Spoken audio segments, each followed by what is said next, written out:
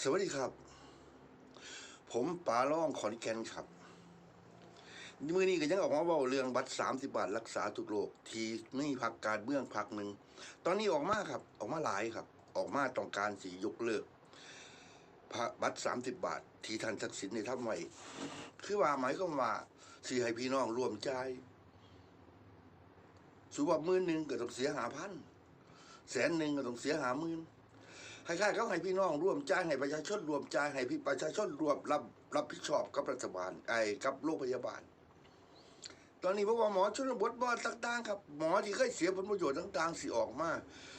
ต้องการให้ยกเลิกบัตร30 บาทรักษาทุกโรคที่พรรคประชาชนต้องการเสนอขึ้นไปเป็นข่าวต่างๆครับทั่วไปเลยครับตอนนี้บอกว่าข่าวสรยุทธ์บอกว่าข่าวทุกอย่างครับผมบอกแล้วต้องการที่เอาชนะพรรคเพื่อไทยต้องการที่ว่าทำลายบัตร30 บาทที่ท่านทักษิณได้เฮ็ดไว้ให้กับประชาชนใส่ทั่วประเทศ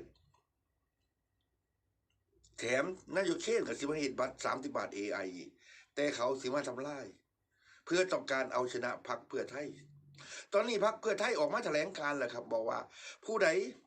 สิล้มล้าง30 บาทก็รู้กันครับในสนามเลือกตั้งเพราะว่าพรรคเพื่อไทยมีได้เพิ่มเข้าไปมีสิหาไปผลประโยชน์เพิ่มเข้าไปได้บัตร30 บาทให้รักษาแบบทุกอย่างที่คนรวยคนมีเงินเขาทำได้30 บาทก็ต้องเฮ็ดได้คือกันเพราะรัฐบาลทุกรัฐบาลมันหาเงินมาเป็นครับหาเงินเขารัฐบาลหาเงินเขาประชาชนบ่ได้มีแต่โกงแต่กินครับบ่ว่าสาธารณสุขบ่ว่ากระทรวงสาธารณสุขบ่ว่ากระทรวงไหนก็ตามมีแต่กอบแต่โกยมีแต่โกงแต่กินแล้วยังมาตัดสิทธิ์คนจนคือบัตรสวัสดิการเองกันแหละครับ1,3,000,000ก็ตัดเหลือ9 ล้าน8 ล้านคือตัดออกครึ่งนึงตอนนี้ก็มาหันว่าอยากเอาบัตร30 บาทขึ้นเพราะไม่พี่น้องคิดว่าจังไหนพรรคการเมืองพรรคไหน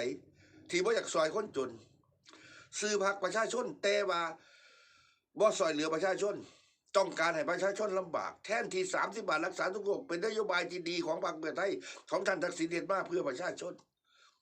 ให้ประชาชนได้รับสิทธิ์ทั่วโลกเขาก็เห็นคือกันเหมือนกันตอนนี้สวัสดิการแห่งรัฐเพราะฉะนั้นพี่น้องซอยกันเบิงพี่น้องซอยกันพิจารณาที่เลือกตั้งอย่าไปเห็นแกเงิน100เงินพันอย่าไปเห็นแกเงินแต่500ผู้ใดรักษาบัตร30 บาทได้เลยผมมาพรรคการเมืองนั่นแหละครับที่ชนะการเลือกตั้งเสื้อผมเถอะพรรคสิทธิทำลาย30 บาทรักษาทุกโรคไปไกลๆเลยครับ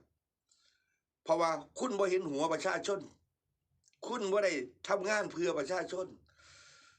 คุณบ่ได้ดูแลประชาชนแค่ค่ารักษาพยาบาลคุณยังสิมาเบียดบังเอากับประชาชน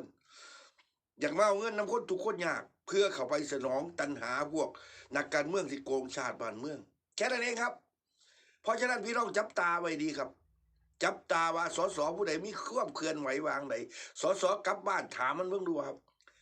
สิยกเลิก30 บาทถามเขาเลยครับ